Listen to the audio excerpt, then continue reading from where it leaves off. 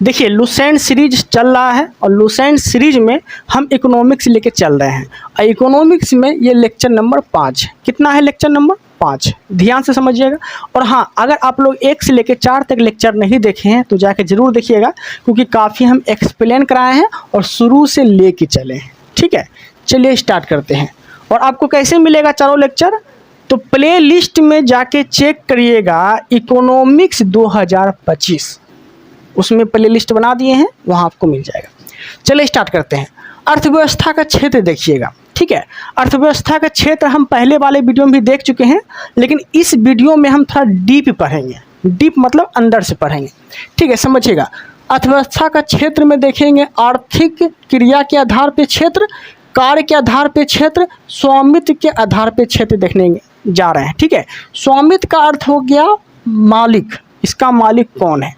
ठीक है, अब देखिएगा, तो पहले हम देखेंगे आर्थिक क्रिया के आधार पे क्षेत्र। इसमें आपको प्राथमिक क्षेत्र, द्वितीयक क्षेत्र और तृतीयक क्षेत्र देखने को मिलेगा। प्राथमिक क्षेत्र हम उसे बोलते हैं जो प्रकृति और वातावरण पर निर्भर हो, जैसे कि कृषि। ठीक है, कृषि करने का एक मौसम होता है, जैसे गेहूँ हो गया, चावल हो गया, ये सब मौसम के हिसाब से होता है, प्रकृति के हिसाब से होता है। ठीक है, जो प्रकृति पर निर्भर है वो क्या है, प्राथमिक क्षेत्र है। जैसे कि कृषि, पशुपालन, मत्स्य पालन, खनन, मधुमक्खी पालन, ये सब प्राथमिक क्षेत्र के अंतर्गत रखे गए हैं। ओके, एग्जामिनर जो एग्जाम में क्वेश्चन पूछते हैं, ज़्यादातर एग्जाम्पल पूछते हैं। क्या एग्जाम्पल पूछेंगे, कृषि किस क्षेत्र के अंतर्गत आते हैं, प्राथमिक क्षेत्र के अंतर्गत आते हैं। पशुपालन प्राथमिक क्षेत्र, मत्स्य पालन प्राथमिक क्षेत्र, खनन प्राथमिक क्षेत्र, मधुमक्खी पालन, ये सब प्राथमिक क्षेत्र के अंतर्गत रखे गए हैं जो प्रकृति पर निर्भर हो, कोई दिक्कत नहीं है। द्वितीयक क्षेत्र में औद्योगिक क्षेत्र आते हैं। ठीक है, अब औद्योगिक क्षेत्र में पढ़ेंगे कि कौन कौन क्षेत्र आते हैं, जैसे कि कल कारखाना, ये किस क्षेत्र के अंतर्गत रखे गए हैं, तो द्वितीयक क्षेत्र। ओके, इमारतों का निर्माण द्वितीयक क्षेत्र, प्लास्टिक क्षेत्र, कपड़ा उद्योग, ठीक है, खाद का निर्माण, तेल शोधक कारखाना, ये सब द्वितीयक क्षेत्र के अंतर्गत रखे गए हैं। ये सब द्वितीयक क्षेत्र के अंतर्गत रखे गए हैं। ठीक है, अब तृतीयक क्षेत्र को बोलते हैं सेवा क्षेत्र। तृतीयक क्षेत्र को सेवा क्षेत्र भी बोला जाता है। ठीक है, हम पढ़ा रहे हैं तो हम आपको क्या दे रहे हैं, सेवा दे रहे हैं। वकील जो अपना वकालत करते हैं तो क्या दे रहे हैं, सेवा दे रहे हैं। तो एक चीज़ नोटिस करिएगा, तृतीयक क्षेत्र में जो पैसा का अगर बात आ जाए, अगर पैसा का बात आ जाए, ठीक है, कोई भी कार्य हो रहा है तो बिना पैसों के बगैर तो नहीं होगा। जैसे कि समझिएगा, जैसे कि बाजार जाएंगे, बिना पैसा का तो जाएंगे नहीं, बिना पैसा का खरीद बिक्री करेंगे। परिवहन करेंगे तो परिवहन में कुछ भी परिवहन करते हैं तो बिना पैसा का तो करेंगे नहीं। ओके, शिक्षक अगर पढ़ा रहा है तो फ्री में तो पढ़ाएगा नहीं, उसके लिए कहीं ना कहीं उसको कुछ ना कुछ पैसा मिलता होगा। ठीक है, वकील जो वकालत करते हैं बिना पैसा तो करते नहीं है, कहीं ना कहीं या तो उसको सरकार पैसा देगा, या तो पब्लिक वकील होगा, पब्लिक वकील होगा तो पब्लिक उसको पैसा देंगे, या फिर प्राइवेट वकील होगा तो। ठीक है, इंजीनियर वो फ्री में काम तो करेंगे नहीं, डॉक्टर फ्री में काम तो करेंगे नहीं, स्कूल में जो भी शिक्षा दी जाती है फ्री में तो काम होता है नहीं। ठीक है, तो कहीं ना कहीं पैसा से जुड़ा हुआ है ना, सबको पैसा मिल रहा है। ठीक है, अस्पताल में क्या फ्री में इलाज होता है, मान ली फ्री में इलाज होता भी है तो उसको सरकार पैसा देता है, तो पैसा से कहीं ना कहीं जुड़ा हुआ है ना। ठीक है, लेकिन ये सब क्या है, कहीं ना कहीं तो पैसों से जुड़ा हुआ है, और कहीं ना कहीं ये सब जो है सेवा दे रहा है, ये सब सेवा दे रहा है, इसलिए इसे सेवा क्षेत्र भी बोला जाता है। तो एग्जाम्पल मैंने आपको याद रखना है कि तृतीय क्षेत्र में कौन कौन आते हैं, समझिएगा। वस्तु एवं खरीद बिक्री, ये सब तृतीय क्षेत्र के अंतर्गत आते हैं, और सेवा क्षेत्र भी इसे बोलते हैं। बाजार हो गया, परिवहन हो गया, शिक्षक हो गया, वकील हो गया, इंजीनियर हो गया, डॉक्टर हो गया, स्कूल हो गया, अस्पताल हो गया, बैंकिंग हो गया, दुकान हो गया, संचार हो गया, अंतरिक्ष हो गया, सिनेमा हो गया, ये सब सेवा क्षेत्र के अंतर्गत रखे गए हैं, और सेवा क्षेत्र को ही तृतीयक क्षेत्र बोला जाता है, कोई दिक्कत नहीं है। तो प्राथमिक क्षेत्र, द्वितीयक क्षेत्र, तृतीयक क्षेत्र, ये किसके अंतर्गत आते थे, तो ये आर्थिक क्रिया के आधार पे 3 क्षेत्र को बांटा गया था, कोई दिक्कत नहीं है, समझ में आ गया होगा आप लोग को। ओके, एक चीज़ याद रखिएगा, भारत का जो जीडीपी है, भारत के जीडीपी में सबसे ज़्यादा योगदान किस क्षेत्र का है, तो तृतीयक क्षेत्र का है।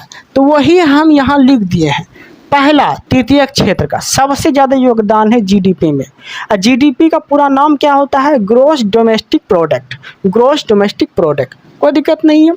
फिर द्वितीयक क्षेत्र का, और सबसे कम योगदान किसका है जीडीपी में? तो पर सबसे कम योगदान है प्राथमिक क्षेत्र का।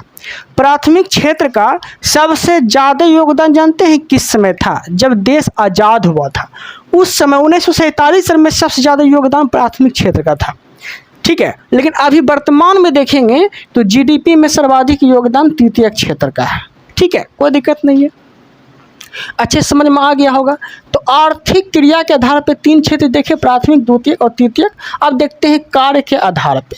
क्या देखते हैं? कार्य के आधार पे, मतलब अर्थव्यवस्था कार्य के आधार पे क्षेत्र देखेंगे। इसमें 2 क्षेत्र आपको देखने को मिलेगा, एक संगठित, एक असंगठित। एक संगठित, एक असंगठित।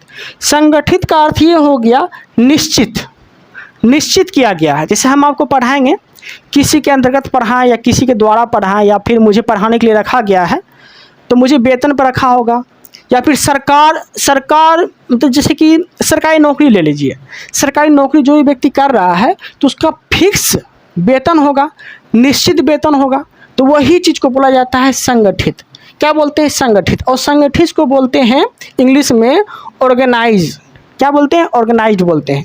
तो समझिएगा, कार्य के आधार पे 2 क्षेत्र में डिवाइड किया गया है, एक संगठित, एक असंगठित।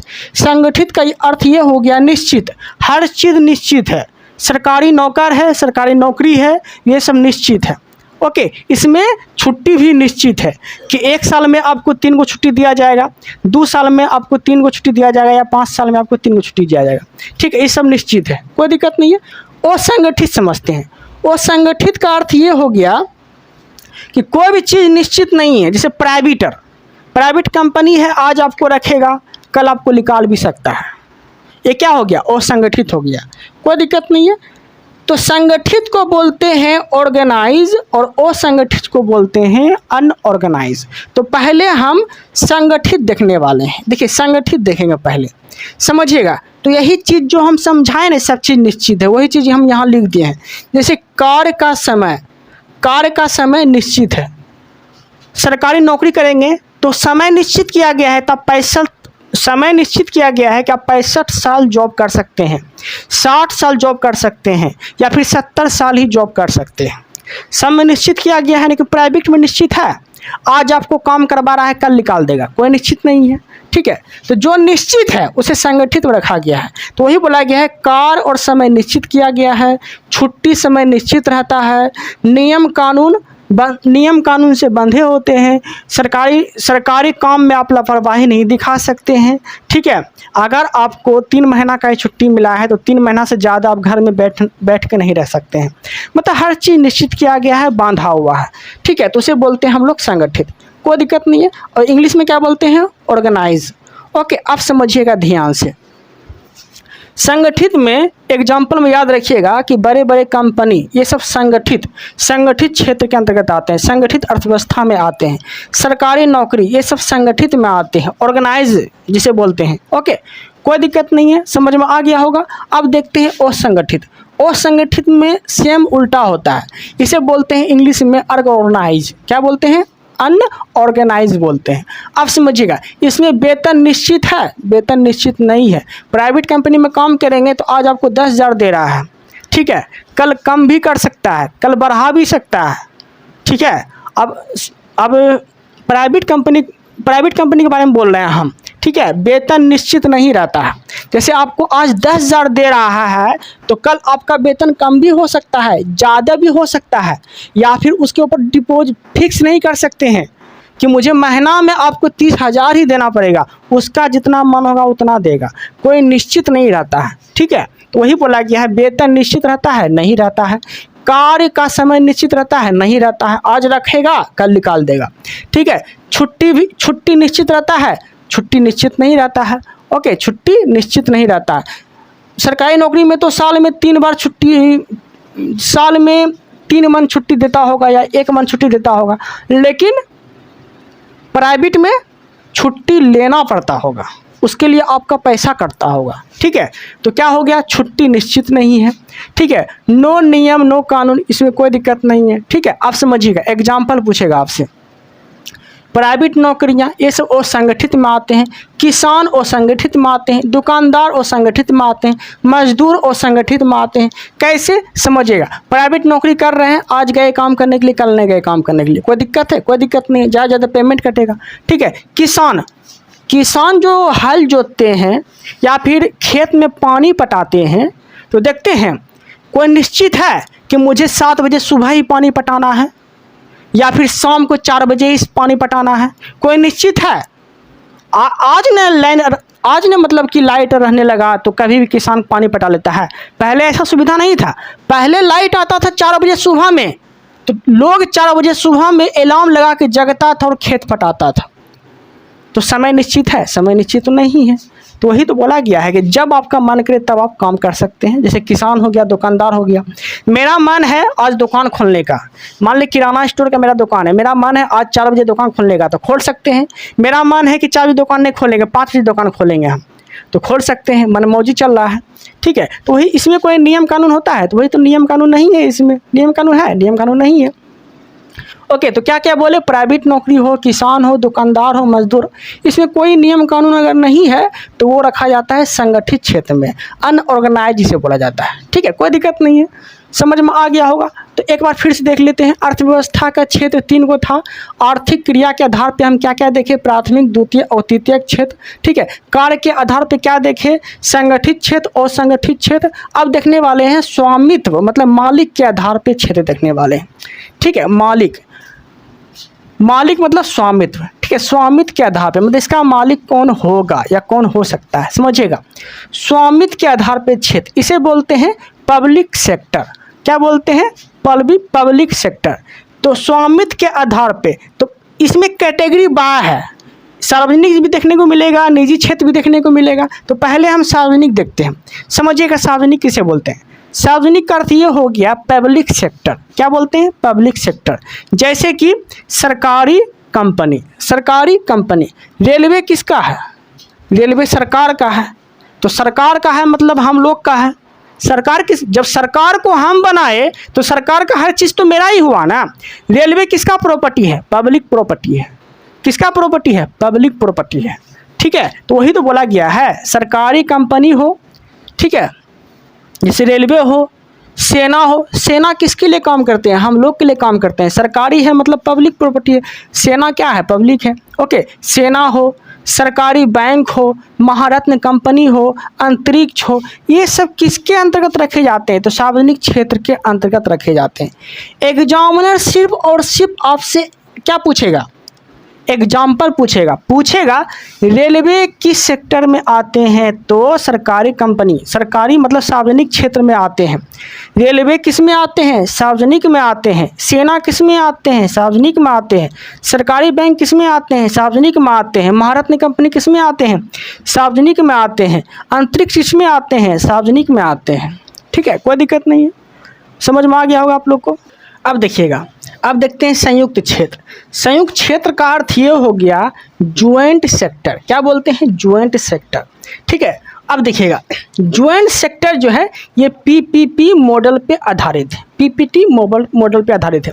ज्वाइंट सेक्टर का मतलब समझे, इसमें जो है दोनों मिलके काम करते हैं, मतलब प्राइवेट सेक्टर भी काम करते हैं और सरकारी सेक्टर भी काम करते हैं, इसलिए बोला जाता है इसे ज्वाइंट सेक्टर। ठीक है, संयुक्त क्षेत्र। अब इसमें कौन कौन आते हैं तो ध्यान से समझिएगा। जैसे कि तेजस जो ट्रेन चली थी, ये प्राइवेट ट्रेन हो गया, लेकिन पटरी सरकारी हो गया। ओके, मेट्रो जो ट्रेन चलेगा तो इसमें दोनों काम करेगा, गवर्नमेंट भी काम करेगा और प्राइवेट भी काम करेगा। ओके, बिजली क्या हो गया? सरकारी भी हो गया और प्राइवेट भी हो गया। तो जो दोनों रहे तो उसे बोलते हैं ज्वाइंट सेक्टर, संयुक्त क्षेत्र बोलते हैं इसे। ठीक है, और ये पीपीपी मॉडल पे आधारित है। अब इसका पूरा नाम क्या होता है ट्रिपल पी का? तो पब्लिक प्राइवेट पार्टनरशिप। क्योंकि पार्टनरशिप मिलकर ये काम करते हैं, कोई दिक्कत नहीं है। सहकारी क्षेत्र देखते हैं। सहकारी क्षेत्र किसे बोलते हैं?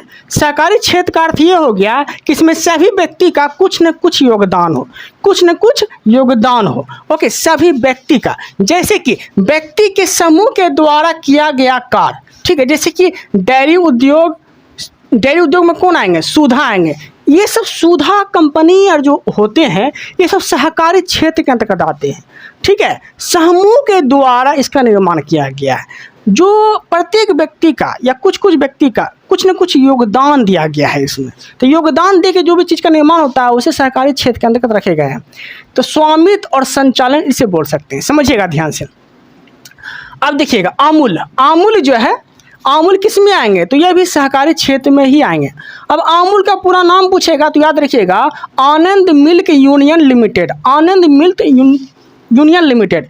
इसका स्थापना गुजरात के आनंद में 1946 में हुआ था। गुजरात के आनंद में 1946 में किया गया था इसका स्थापना। किसका? अमूल का। और इसका पूरा नाम क्या हो गया? आनंद मिल्क यूनियन लिमिटेड। कोई दिक्कत नहीं है। आप समझिएगा आगे। आगे है इफको।